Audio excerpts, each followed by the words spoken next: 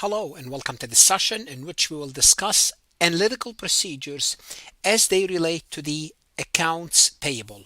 Now keep in mind, accounts payable is part of the acquisition and expenditure cycle, basically the cycle that we buy things and we make payments. Of course, when we buy and make payments, we're going to have accounts payable. Therefore, in this session, we will discuss how we use analytical procedures in auditing accounts payable. Now, real quick, what are analytical procedures? Analytical procedures is basically examining plausible relationship among data points. What does that mean? Well, we're looking at two things, and we're trying to see if things make sense. For example, I always give this example. If you have debt on the balance sheet, you should have interest expense on the income statement. So that's the most classic example.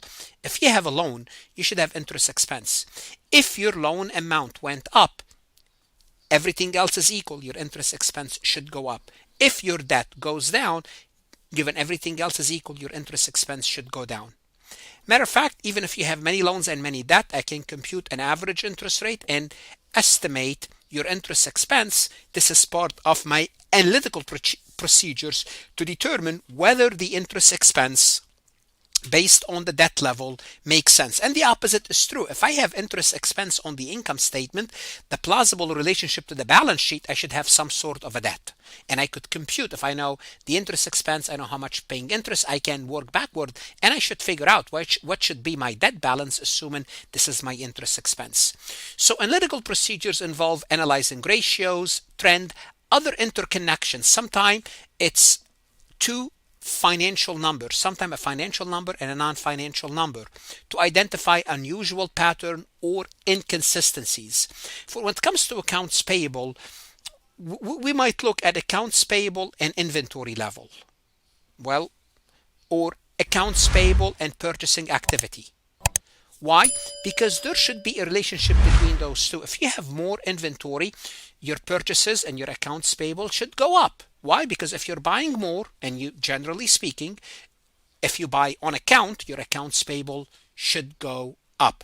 Now, keep in mind, analytical procedures are helpful when there is a consistent relationship, when there is a natural relationship. If the relationship between two figures fluctuate a lot, analytical procedures don't make much sense. So auditors typically expect consistency in relationship when you analyze those analytical procedures. For example, an increase in purchases should be correspondent to an increase in accounts payable. If you're buying more on account, you should have more of accounts payable.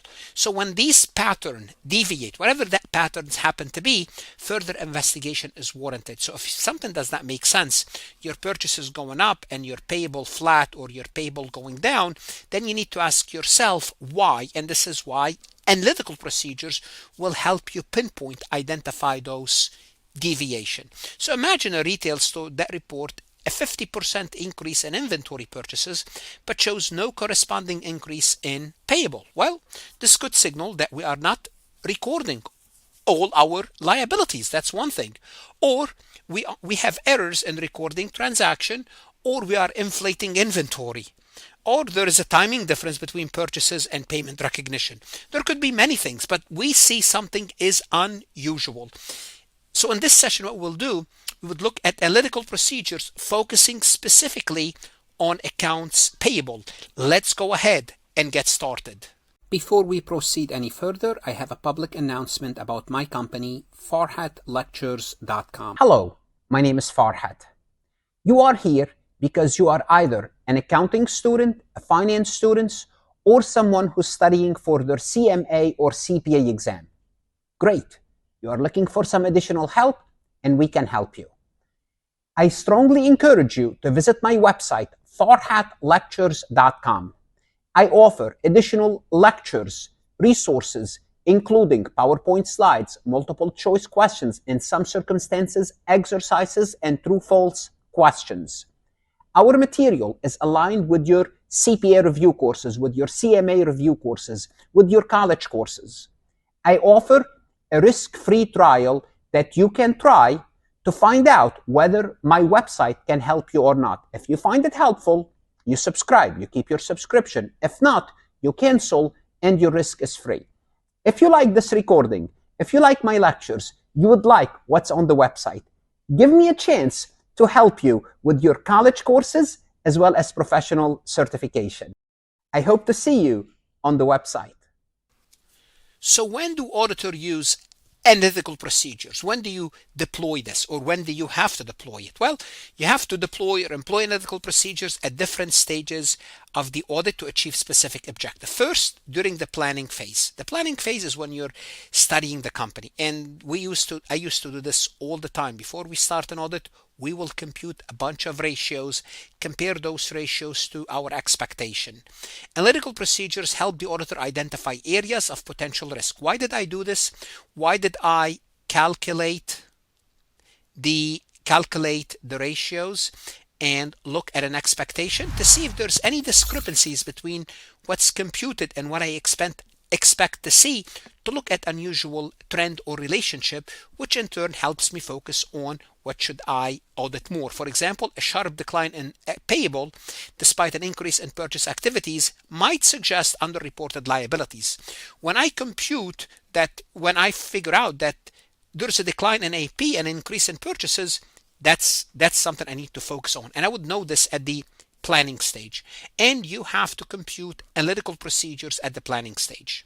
During the testing stage, which is the second stage, which is the substantive testing, if internal control are strong, you could use analytical procedures to supplement or even reduce the reliance on extensive detailed testing. So if you have a good internal control, you could use analytical procedures as a tool, as a substantive tool. Now, bear in mind, analytical procedures during the substantive testing is optional. So at this stage, it is optional. Whether you want to use it or not, it's optional.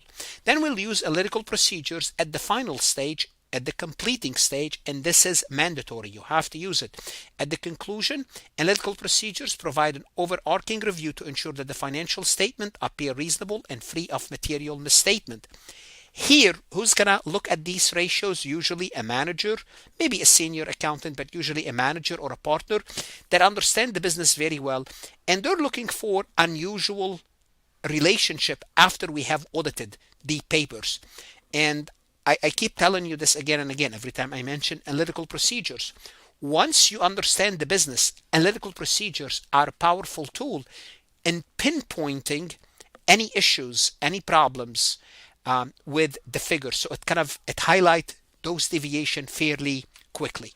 Now let's take a look at few, not everything. We're going to look at few analytical procedures. How can you use analytical procedures when it comes to APs? Well, you could use it as comparing year-to-year balances. For example, you could examine trends in accounts payable over time to identify irregularities. Like what?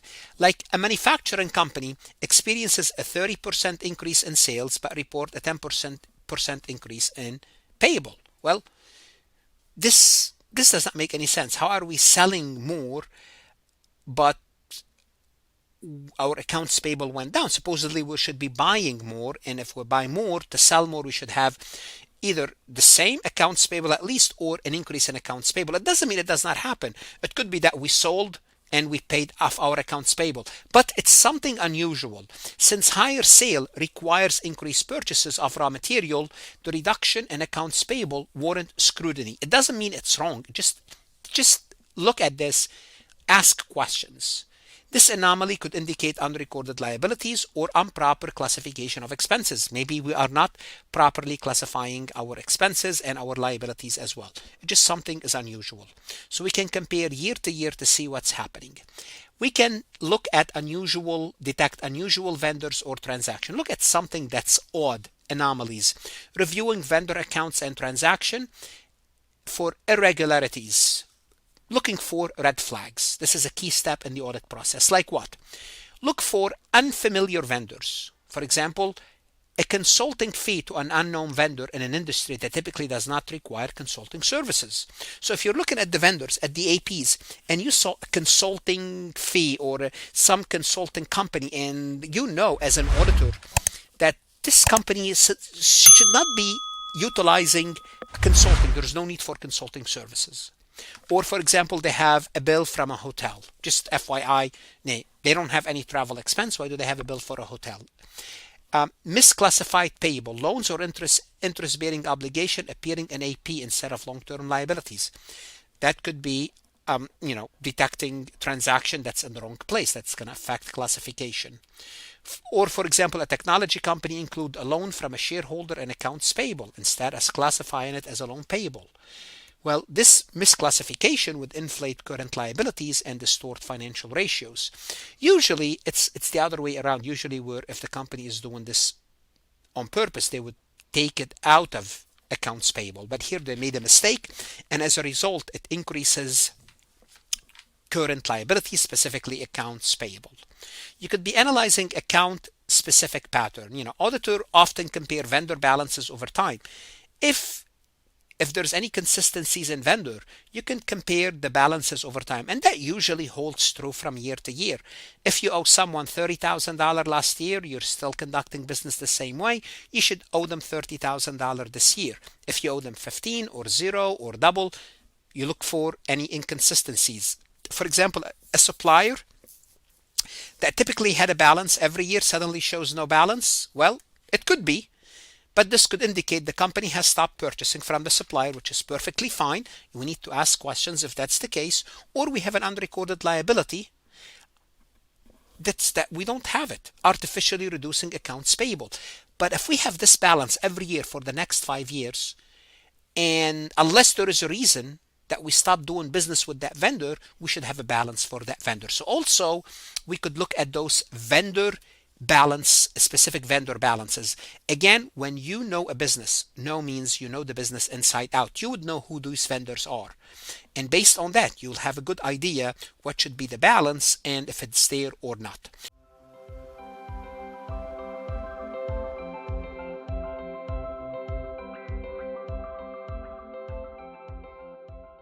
What should you do? Take a look at Farhat lectures.